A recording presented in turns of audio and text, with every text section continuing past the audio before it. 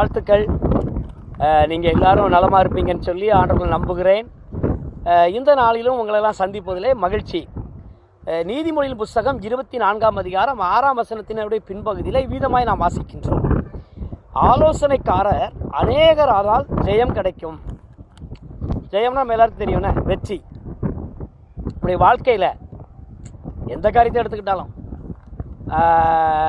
நம்ம வெற்றி கிடைக்கணும், வெற்றியோடு வாழணும், வெற்றி பெறணும் என்பதில் நாம் காலம் முழுவதும் பிரயாசப்பட்டு கொண்டிருக்கிறோம்.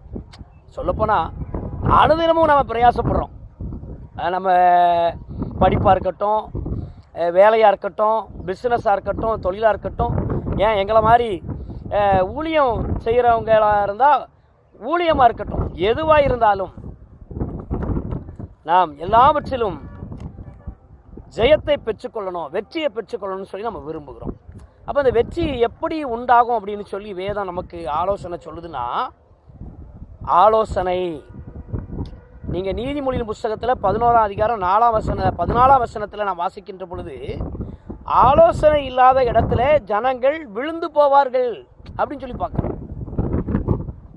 இப்போ எப்படி நம்ம வாழ்க்கையில் மற்றவருடைய ஆலோசனையை நம்ம விரும்புகிறவர்களா நம்ம காணப்படுறோமா?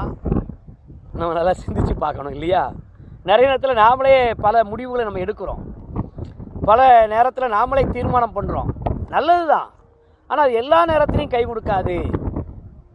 அருமையானவர்களே, நீங்கள் சங்கீத புத்தகத்தில் கூட ஆண்டவருடைய வார்த்தை விதமாக சொல்லுது. சங்கீதம் 32:8 பின்பகுதியில் பார்க்கின்ற பொழுது ஆண்டவர் சொல்கிறாரு, உன்மேல் என் கண்ணை வைத்து உனக்கு ஆலோசனை சொல்லுவேன் அப்படி சொல்கிறார்ல. அப்போ ஆலோசனை நம்முடைய வாழ்க்கையில் மிக மிக முக்கியம். ஆமாங்க, அதை நம்ம மறந்துடக்கூடாது ஒரு நாளும். ஆலோசனை ரொம்ப அவசியம்.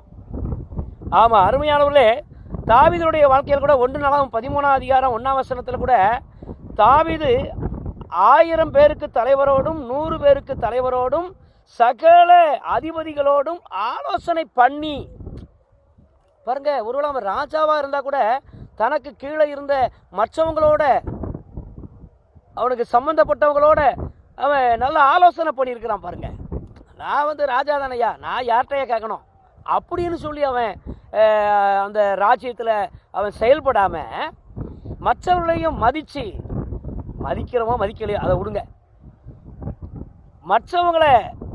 மற்றவங்களிடத்தில் தனக்கு ஒருவேளை தன்னை விட கீழானவர்களாக அவங்க இருந்தால் கூட தகுதியிலையோ மற்ற காரியத்திலையோ அவன் ராஜா தானே எல்லாத்துக்கும் மேலே இல்லையா? ஆனால் அப்படி கூட அவன் யோசிக்காமல் சிந்திக்காமல் அவர்களிடத்துலையும் நல்ல ஆலோசனையை கேட்டிருக்கான் பாருங்க. அப்போ அது எவ்வளோ பெரிய காரியம். இன்றைக்கி நாம் எப்படி இருக்கிறோம்? நாம் ஆண்டவர் சொல்கிறதையும் கேட்கல, ஆண்டவர்கிட்டையும் நம்ம ஆலோசனை கேட்குறது கிடையாது. ஆண்டவர் நம்ம ஜபத்தில் ஏதாவது ஒரு ஆலோசனை சொன்னால் கூட இது ஒரு செய்தி வேலையில் ஒரு ஆலோசனை சொன்னார்னா, ஒரு பிரசங்கத்தில் நமக்கு வேண்டிய ஆலோசனை கர்த்தர் தந்தார்னா அதை கூட நாம் என்ன செஞ்சிடறோம், பல நேரத்தில் மறந்து போயிடுறோம்.